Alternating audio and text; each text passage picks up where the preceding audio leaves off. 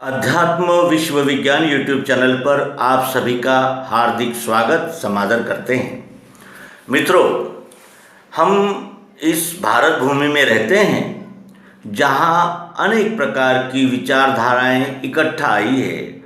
हजारों प्रकार के संप्रदाय, मत, पंथ और विचारधाराएं, दर्शन शास्त्र का ये एक प्रकार का मेला इस भारत भूमि पर लगा हुआ है और हजारों साल से इस मेले को हम सबके अलग अलग मत है, सबको स्वतंत्रता मिलनी चाहिए, इस भूमिका को लेकर सबको स्वतंत्रता देते हैं कि वो अपने उपासना पद्धतियों का, अपनी मान्यताओं का और अपने विचारों का संरक्षण करे और प्रचार प्रसार भी करे।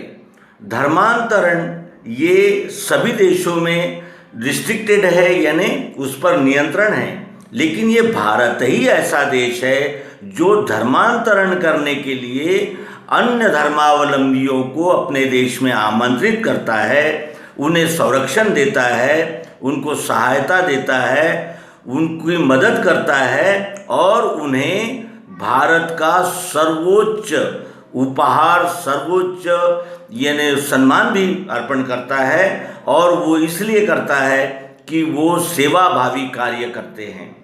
तो सेवाभावी कार्य की आड़ में अनेक प्रकार के धर्मांतरण के प्रयास होते हैं और धर्मांतरण होने वाले जो लोग होते हैं उनको कहा जाता है कि आप जो भारतीय लोगों का जो एक सांस्कृतिक वैभव है उसे आप छोड़ दीजिए। जैसे मंगलसूत्र पहनना छोड़ दीजिए, आप बिंदी लगाना छोड़ दीजिए, क्योंकि ये दकियानुसी है, ये अंधविश्वास है, ये अंधानुकरण है। और आप क्या कीजिए तो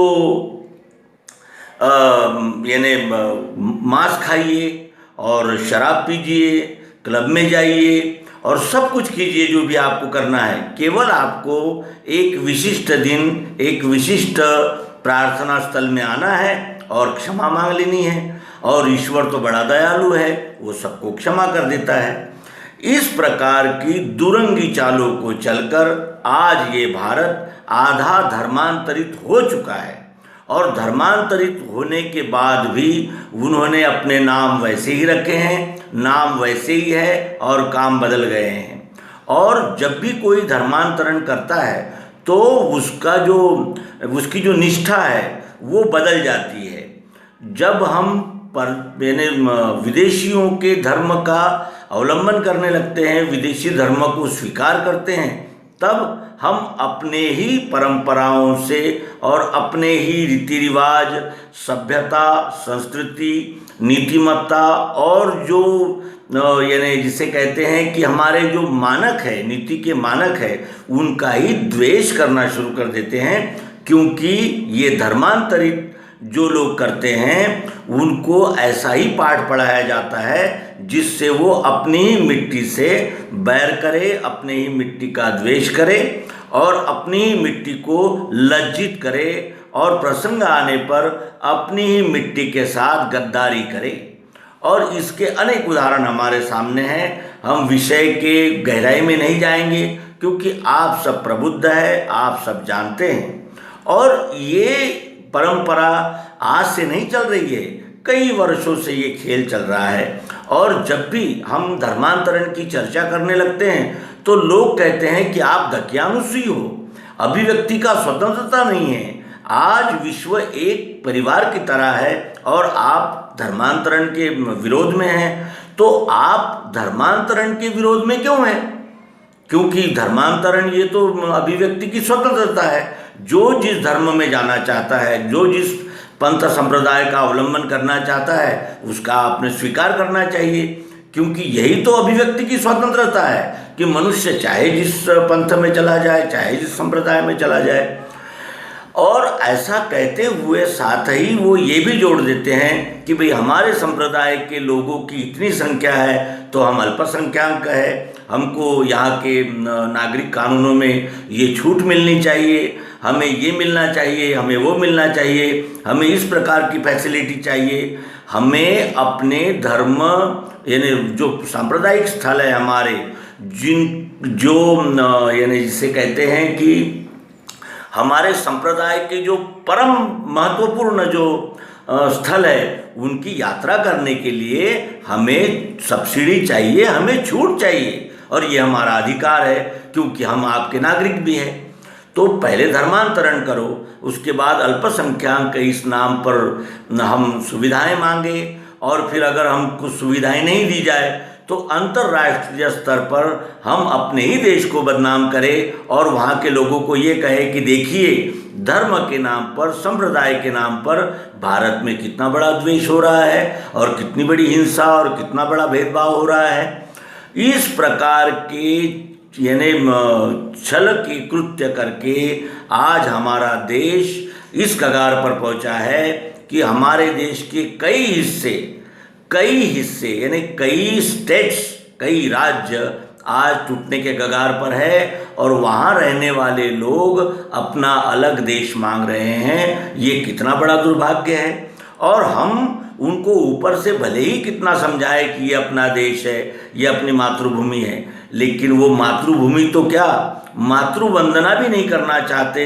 वो अपने देश का राष्ट्रगान नहीं गाना चाहते, अपने देश को सम्मान नहीं देना चाहते, और उन आतंकियों के संगठनों के झंडे फहराना चाहते हैं। और जो हमारे यानी पारंपरिक शत्रु है, उनके साथ मिलकर वहाँ से हथियार लाते हैं और अपनी एक गैंग बनाते हैं, और आदिवासियों को बरगलाकर और आदिवासियों को डराकर वहाँ अपने अड्डे बनाते हैं। वहाँ से देश विरोधी कार्यों का और देश के साथ बगावत करने वाली विचारधाराओं का प्रचार प्रसार करते हैं, और हमारे ही देश के खिलाफ हमारे ही पड़ोसियों से हथियार लेकर सालों साल युद्ध करते हैं। जो पुलिस को नहीं मानते, न मिलिट्री को मानते हैं, न न्याय को मानते हैं, न नागरिक को मानते हैं, वो किसी को नहीं मानते।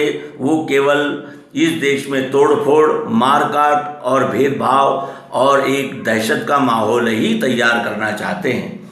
तो मित्रों, इतना सब कुछ इसलिए कहा जा रहा है कि जब जिसे अपने देश के परम वैभव की ही जानकारी नहीं है, अपने देश में जो यानी जिसे कहा जाएगा कि वैश्विक आदर्श की जो बात, जो वैश्विक यानी समन्वय की जो बात कही गई है, उसकी जानकारी न रखते हुए अन्य विदेशियों के संप्रदायों को अपनाना, उनके धर्म ग्रंथों का पठन पाठन करना, यही हमने आज तक किया है और यही कर रहे हैं। और विशेषकर यह है कि वो धर्म यानी उनके जो संप्रदाय के मुख्य शास्त्र है, उनको पढ़ाने के लिए यहाँ संस्थाएं खोली जाती है, बड़े बड़े यानी विद्यालय खोले जाते हैं, और उन विद्यालयों को हमारे ही भारत की सरकार उसे अनुदान देती है। वो जो अन्य पंथों के संप्रदायों के जो यानी शिक्षक है, उनको मानधन देती है, प्रति महीना देती है, और वो उन संस्थाओं को डोनेशन यानी अनुदान देती है, उनका संरक्षण करती है। तो अगर यही रफ्तार से इसी देश में रहकर इसी देश को तोड़ने के अगर कार्यकलाप चलते रहेंगे, तब ये देश ऊपर से तो देश रहेगा, लेकिन अंदर से उस देश के इतने टुकड़े हो जाएंगे कि एक समय यदि ये धर्मांतरित लोग इकट्ठा होकर अगर जिहाद पुकार देंगे या अपना यानी अलग देश मांगेंगे या अलगाववाद की घोषणा करेंगे, तो फिर अंतर्राष्ट्रीय स्तर पर जिन संप्रदायों का प्रचार भरपूर हो चुका है, वो भी अंतर्राष्ट्रीय स्तर पर ये कहने लगेंगे कि हाँ, ये बात तो सही है, अगर ये इस देश में नहीं रहना चाहते हैं तो इस देश का बंटवारा होना चाहिए और उनको अलग देश दे देना चाहिए। और इस प्रकार का प्रयोग इस देश में इसके पूर्व भी हो चुका है। पाकिस्तान, बांग्लादेश, ये धर्म के नाम पर ही अलग हुए देश है, संप्रदाय के नाम पर ही अलग हुए देश है, और वही प्रयोग फिर दोहराया जा सकता है। हमारे ही देश की एक जानी मानी शैक्षणिक संस्था, जिसमें लोग नारे लगाते हैं कि भारत तेरे टुकड़े होंगे, और हमें चाहिए आज़ादी। तो इससे ये स्पष्ट रूप से इन्हें नज़र आने लगता है कि अब अगर हम अभी भी नहीं चेते और अभी भी हमने अपने धार्मिक ग्रंथ रामायण, श्रीमद् भगवद गीता आदि को अगर हमने प्रसारित नहीं किया तो एक दिन हमें भी उन्हीं धर्मशास्त्रों का अभ्यास करना होगा। और भले ही हम अंदर से तैयार ना हो, लेकिन दबाव के वजह से हमें उन्हीं कानून कायदों पे और उन्हीं दर्शन के अनुसार चलना होगा जो दर्शन का हमने ही जिस दर्शन को हमने ही आमंत्रित किया, हमने ही पाला पोसा, हमने ही उनको सुविधाएं दी और फिर मजबूरीवश हमें उन्हीं कानून को मानना पड़ेगा। इसलिए मित्रों, इस एपिसोड के द्वारा, इस अंक के द्वारा हम आप सभी से प्रार्थना करते हैं कि आप अगर सचमुच अपने देश को अखंड, एकात्म और वैश्विक स्तर पर प्रतिष्ठित रखना चाहते हैं तो स्वयं सर्वप्रथम हमने अपने धर्मग्रंथ श्रीमद् भगवद गीता, रामायण, महाभारत इनका अभ्यास करना चाहिए और इनका अभ्यास करने वाली संस्थाओं को शुरुआत करनी चाहिए, गुरुकुलों को स्थापन करने चाहिए। जो लाखों अरबों रुपया, लाखों करोड़ों रुपया जो हमारे बड़ी बड़ी मंदिरों में और बड़े बड़े धार्मिक संस्थानों में जमा है, उसका उपयोग हम इन गुरुकुलों को शुरुआत करके और गुरुकुलों को चलाने के लिए कर सकते हैं। इतना ही कहकर इस अंक का समापन करेंगे। आप सभी को पुनश्च प्रार्थना है कि सर्वप्रथम हम अपने आप को जानें, अपनी संस्कृति, सभ्यता, अपने नीति नियम और अपनी विचारधाराओं को देखें, जानें और उसके बाद ही धर्मांतरण करने का निर्णय लें। ये कहते हुए यहाँ इस एपिसोड को समापन करेंगे। नर्मदे।